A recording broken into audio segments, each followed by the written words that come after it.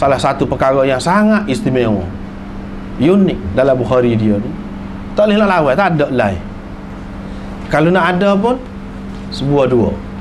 Misalnya Nasai, ada Mishkat, dia ada juga buat tu, tapi tidak setara Bukhari, jauh nak mana dengan Bukhari, jauh. Iaitu tarjamatil bab dia, tajuk dia. Apa maksud dia buat tajuk lagu ni? Tajuk ni kalau kita nak bagi ada berapa bahagian, berapa juzuk. Sekali kita tengok macam tajuk gitu, kita boleh bagi tu. Bahagian yang pertama hak ni, bahagian yang kedua ni sekat ni, bahagian yang ketiga sekat ni. Kadang-kadang dalam tajuk tu 10 perkara, 10 bahagian. Kita boleh bagi, kita boleh kerak. Lepas tu setiap bahagian tu hak dia sebut dalam tajuk tu, hadis hak dia mari ni kadang-kadang sah. Pelik. Dia nak wayaknya daripada sah hadis ni.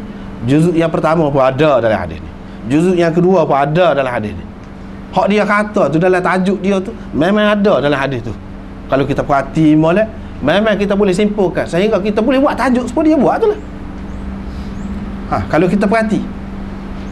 Kalau orang tak perhati, dia tak boleh buat lagu tu. Kalau perhati, mengaji hadis betul, ikut cara dia, tertib dia, memang akan dapat lagu tu. Hak tu hak dia nak. Nampak gitu ya? Tajuk, kalau kita tengok terjemah gitu saja kan, tak ada apa, tak ada apa. Dia kita kena kait, kita kena kait. Hak Imam Bukhari buat tajuk dia tu apa maksud, kena kait. Hadis dia tu tidak lari. Itu kelebihan tarjamatul bab Bukhari. Sebab itulah ulama-ulama kata kan, dia kata fiqhul Bukhari fi tarajimihi. Kebijaksanaan Imam Bukhari itu terletak dalam tajuk yang dia buat. Fiqh dia ataupun ijtihad dia terletak dalam tajuk dia. Kalau kita nak tahu mazhab Imam Bukhari, tajuk dia je lah. Sebab tu orang yang tidak faham, dia tidak ngaji Bukhari, dia kata macam mana kata mazhab Bukhari pula. Kita tahu ni mazhab pak saja, dia kata. Dah, bahkan Bukhari dia sebut banyak lagi, bukan mazhab dia saja, mazhab orang lain dalam tajuk dia tu lah, dalam tajuk. Tapi kadang-kadang kita tengok nampak tak ada apa. Di situ tu banyak perbendaharaan, permata-permata bernilai dalam tajuk. Sebab itulah ulama kata inna fiqhal Bukhari fi tarajimihi. Dalam tajuk dia tu ada situ hadis dia tu serupa dengan orang lain juga. Kalau kira banyak hadis dia tu dalam kitab lain pun ada, walaupun syarat dia tu orang lain kata rendah sikit. Hadis tu hadis sama. Hak Nabi SAW kata tu tetap hak dia kata dah. Yang berbezanya duduk mana? Tajuk dia. Dia buat kesimpulan daripada hadis tu. Tu istimewa sangat. Sehingganya ni nak sebut dalam kitab ni, dia sebut daripada dulu lagi ulama tu bahadah ni, Hafiz Ibn Hajar, ini orang ni ada belakang untuk bahadah tajuk Imam Bukhari. Maksud dia gini, mazhab dia gini, dia nak buktikan mazhab dia melalui tajuk dia ni gini, dalil dia ni gini, semua faham. Pensyarah hadis Bukhari ni dia faham, dia tahu. Dia tahu daripada dulu lagi. Ibnul Munayyir tulis, tapi kecil-kecil, sikit-sikit. Kemuncaknya ni dalam sejarah perkembangan ni syarah Sahih Bukhari ni, kemuncaknya ialah ditulis oleh Syekh Zakaria. Setakat ni lah ada, namanya Al-Abwab wat Tarajim li Sahih Al-Bukhari. Buat bab dan tajuk-tajuk dalam Sahih Bukhari. Sebuah kitab. Kalau cetakan Pakistan tu cetakan halus besar, sejilid lah. Kalau cetakan kemudian ni tulisan khak Parsi juga, tapi dia buat dalam bentuk ni sahih biasa lah. Hak tu 5 jilid. Kalau tak pernah ada lagi, mana cetakan dalam tulisan Arab ni, biasanya kalau tulis begini dia jadi lebih besar lagi. Dalam tu dia sebut habis daripada awal sampai akhir. Cuma boleh jadi apabila kita baca nanti, boleh jadi ada setengah-setengah tu kita tidak setuju dengan dia, ataupun orang lain tidak setuju dengan dia. Pendapat dia tu tidak pernah orang lain sebut, atau orang lain akan nampak lagu lain, itu soal lain lah. Tetapi dia telah buat sesuatu daripada awal hingga akhir. Ada pun sebelum pada ni banyak tak sudah lah, tak ada sudah. Kalau ada pun sikit-sikit, di celah-celah gitu. Dia buat suku. Dan hasil daripada kajian dia terhadap tarjamatul bab ni, Sahih Bukhari ni, dia telah buat usul dia. Usul nak memahami kaedah, nak memahami apa ni, tajuk-tajuk dalam Bukhari. Usul dia tu ada 70 tajuk dia saja. 70. Dulu ada ulama kata usul dia ada 4-5 je. Ada kata 10, ada kata 15, paling tinggi 20. Tak, banyak. 70. Dia sebut dalam ni ada. Rasanya tidaklah kita nak baca semua tu.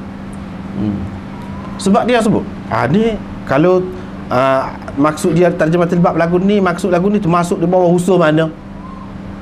Dia tak nak sebut habis lagu tu. Dia pun tak ada nak buat kerja. Padahal umur dia panjang. Saya Zakaria ni pun saya sendiri pun dah jumpa dengan dia. Semasa saya jumpa dengan dia tu masih budak-budak lagi. Masa tu pun dia tak boleh jalan dah. Orang tolak dengan kereta tolak. Tapi ingatan dia kuat. Dia masih ingat molek lagi. Nak nulis tak boleh. Tak gerak dah. Kalau duduk kena rebah selalu. Tak gerak dah. Jadi sebuah macam mata. Tetapi dia rebah pun dia kecek tu orang tulis. Tua lah. Kira-kiranya 100 lebih umur dia. Walaupun begitu dia tak ada. Cuma dia dah buat usul. Ni usul tarjamatul bab. Hak dia buat tu memang comel sangat. Sebelum pada ni tak ada orang buat. Itulah boleh kata. Sebab itulah Ibnu Khaldun kata umat ni terhutang budi dengan Bukhari. Terhutang budi dengan Bukhari. Umat Islam terhutang budi dengan Bukhari. Pada karangan dia tu Sahih Bukhari. Kira-kiranya kata dia apabila keluar Hafiz Ibnu Hajar, separuh daripada hutang umat terhadap Bukhari itu sudah terbayar, kata dia. Sudah terbayar bila ada syarah tu. Dari segi maksud, tapi separuh lagi tak. Ibnu Khaldun ni orang dalam fikiran dia. Dia kata lagi separuh lagi tu tak terbayar. Terutama dalam bab ni tarajim dia tu. Tajuk-tajuk dia tu memang dalam. Dah tak ada lagi hak betul-betul kemah. Jadi sampai sekarang ni orang duk korek lagi. Ibarat kita kata apa dia ni, lombong tak habis-habis. Lombong emas, kalau kita kata lombong apa, gali banyak tak habis. Atas kemampuan masing-masing lah. Orang ni boleh sikit, orang ni boleh sebanyak ni, kemampuan masing-masing. 70 tarjamatul bab, usul tarjamatul bab. Jadi kalau kita pakai usul ni, setiap tajuk kita akan jumpa tu, ni maksud dia gini, masuk bawah usul mana, kita boleh masuk. Tak lari daripada hal tu. Dan setiap usul tu cukup comel. Ni keistimewaan Sahih Bukhari. Hak nombor satu sekali nak tekan tarjamatul bab. Hak tu paling istimewa. Ni dalam kitab ni misalnya, ni tentang usul. Hak 70 tu lah. Kalau nak sebut 70 tu panjang benar lah. Nak sebut sikit-sikit. Misalnya usul yang pertama yang disebutkan oleh Syekhul Masyayikh, yang dimaksudkan dengan Syekhul Masyayikh ni bagi dianya iaitu Syah Waliullah. Syah Waliullah pun ada sebut dah usul-usul tarjamatul bab apa nama ni Sahih Bukhari ni, tapi dia sebut pun tak banyak, sikit juga dia. Dia sebut, dia kata kadang-kadang Imam Bukhari ni dia buat tajuk dia tu dengan hadis marfu'. Hadis marfu'. Tapi hadis marfu' yang tidak menepati syarat dia. Hak tu dia naknya. Lepas pada tu dia mari satu hadis yang menepati syarat dia sebagai bukti sokongan kepada hadis itu. Maknanya dari segi makna hadis itu boleh dipakai. Dari segi makna, walaupun syarat dia tu tidak menepati syarat Bukhari, tetapi makna dia tu kita boleh pakai. Kadang-kadang hadis tu hadis marfu', hadis tu sahih di sisi orang lain, tapi dia tidak sebut di dalam musnad dia. Musnad dia tu dia tidak amal hadatsana tak ada. Dia sebut lafaz hadis saja. Isyarat kepada apa? Hadis itu hadis marfu' sahih tapi tidak menepati syarat dia, dia tak mari. Dia mari hak menepati syarat dia, tetapi dari segi makna tidak bercanggah dengan hak tadi. Tidak bercanggah dari segi makna. Dari segi zahir lafaz dia mungkin berbeza. Yang kedua dia kata kadang-kadang Imam Bukhari dia istinbat. daripada hadis. Dalam hadis tu tak ada sebut perkataan ataupun makna tu tak ada. Zahirnya dia buat mari dalam terjematul bab. Dia nak ceritanya lafaz ni kalau kita kata lagu ni pun serupa juga makna dia. Walaupun tak ada sebut lafaz, tak apa. Sebab apa makna dia tu sama. Jadi dia istinbat daripada hadis itu.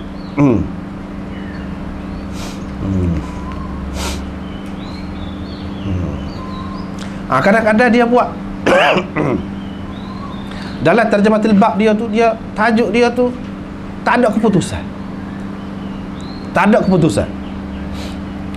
Misalnya dia kata benda ni apa ni, satu perkara ni dia sebut tak ada keputusan, boleh kau tidak, haram kau harus, tak ada sebut. Apa maksud dia? Maksud dia nak cerita dalam perkara ni ada khilaf banyak. Sebab tu dia tahu keputusan. Dan khilaf ni masing-masing ada hujah kuat belaka. Sebab tu dia tahu keputusan. Maknanya kira boleh pakai belaka. Tu maksud.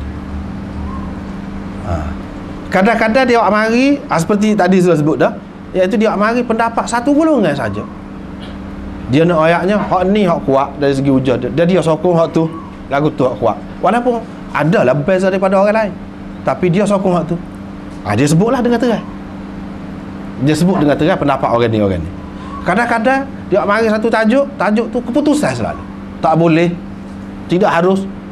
Walaupun ada khilaf, masih ada khilaf lagi, tapi dia kata tidak harus. Maknanya bagi dia, orang yang mengatakan harus tu hujah dia tidak kuat. Bagi dia hak kuatnya dak.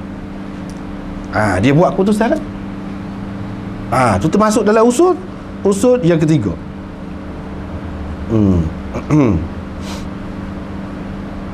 Dia mari banyak lah ni contoh-contoh gapo ada semua ni. Kadang-kadang hadis dia buat dalam tajuk dia tu, hadis tu nampak bercanggah satu sama lain. Apa Imam Bukhari buat mari hadis yang nampak bercanggah? Tujuan dia nak tatbikkan hadis itu, nak sesuaikan hadis. Tidak bercanggah sebenarnya. Hadis ni dengan hadis ni tidak bercanggah. Bahkan kita boleh sesuaikan. Itu cara orang belajar hadis. Kalau tengok nampak bercanggah, kita jangan kata bercanggah selalu. Tengok dulu apa maksud dia. Sebenar hakikatnya tidak bercanggah. Termasuk dalam usul.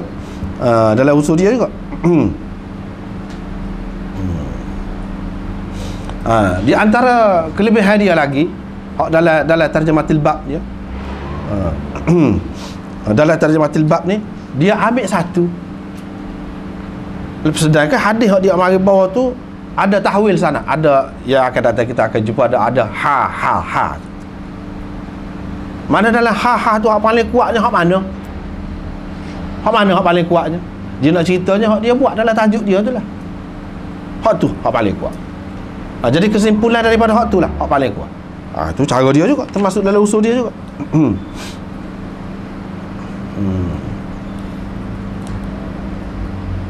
Kadang-kadang Bukhari ni tajuk dia tak ada tajuk, bab saja. Ada bab saja. Banyak kita saja. Tajuk adalah isi dia tu, tajuk dia tu terjematul bab. Ni tak ada tajuk. Ada bab saja, bab saja. Lepas tu dia ambil hadis lain. Apa maksud? Setengah-setengah orang dia kata Imam Bukhari tu lupa kali. Ataupun sebenarnya ada Imam Bukhari tu lihat penyalin ni jadi terjatuh, tak tertulis hak tu. Ada macam-macam lah pendapat orang kata hak kemudian. Tetapi kebanyakan ulama kata tidak lagu tu. Dia sengaja buat tu. Dia sengaja. Apa maksud? Bab tak ada tajuk ni. Dia nak ceritanya hadis hak bawah ni kita tak boleh letak satu bab. Banyak bab boleh ni. Kamu boleh buat sendiri. Cuba faham sendiri. Dah banyak kali dah aku seumur buat kesimpulan daripada hadis. Lagu ni tajuk dia. Kesimpulan daripada hadis ni tajuk dia lagu ni buat. Banyak kali dah jumpa lagu tu kan. Buatlah sendiri pula. Cuba buat. Gapo dia kamu boleh simpulkan. Buat tajuk. Tajuk tu boleh sesuai dengan hadis. Itu cara dia. Itu termasuk dalam usul kaedah dia juga. Orang lain tak buat lagu tu. Orang lain tak buat. Dia buat. Pelik.